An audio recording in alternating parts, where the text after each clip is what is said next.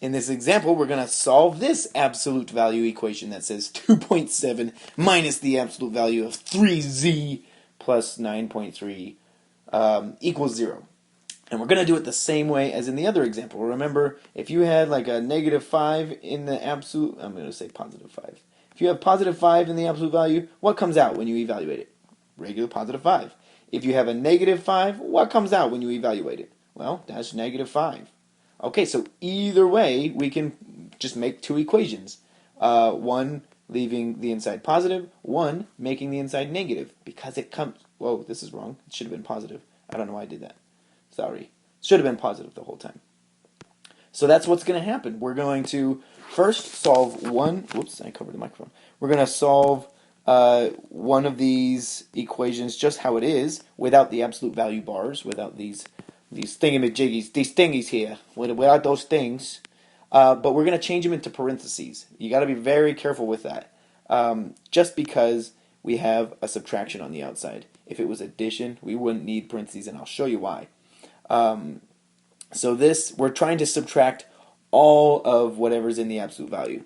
So if I just wrote 3z plus 9.3, I'm really only subtracting the 3z. I'm adding the 9.3. But that's not what I want. I want to subtract all of this. So what do I got to do? Put it in parentheses.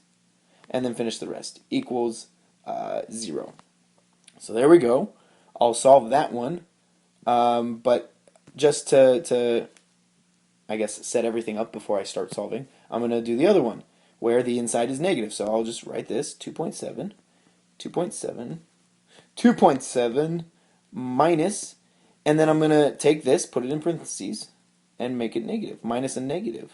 And I'm going to put a 1 out there just because I know I'm going to distribute it. Actually, maybe I won't, because negative and a negative there, that changes to positive. Maybe I don't need that 1. 3z plus 9.3, and I have equals 0. Okay, so now that I've set both of them up, I can start solving. Remember, all you're doing is making two equations, one with something normal on the inside, and then you change the sign of the inside stuff. Using parentheses. It's best to just put parentheses around it. That way you don't get confused. Or maybe you will confuse it. I don't know. Here we have those parentheses. This one I'm going to distribute the negative 1. So I just have regular 2.7 and then minus 3z plus, minus 9.3. Right? Negative times that is a negative. And then negative 1 times that is a negative again. So that's where we get that. And then equals 0. I can combine like terms. 2.7 minus 9.3. And that gives me, oh, I have it on my calculator. Negative 6.6. And then I copy down that minus 3z, and it still equals 0. Okay then. Now I just need to get my variables to one side, numbers to the other. Well, this is already on the left side. I'll leave it there. I'm just going to move the 6.6 over. So plus 6.6 plus 6.6. That will go away. Don't forget the negative 3 in front of the z. So there's the negative there. Don't forget that. Equals 6.6. Look at that. Now divided by 3. I guess I got divided by George Lucas. Z equals 2.2, negative 2.2. So there we have it. There we have it. It looks like someone's saying an answer. What are they doing? They're like, No, that's bad. This is taking too long. Why am I doing this? I don't know. They're thinking, and then they're saying the answer. Didn't mean to. All right, whatever. Then now I can solve the other one to get my second answer. That would become positive. So now I don't have to really distribute anything. It's just a positive one here now, right? So if I distribute something, nothing happens. So I can really just get rid of the parentheses.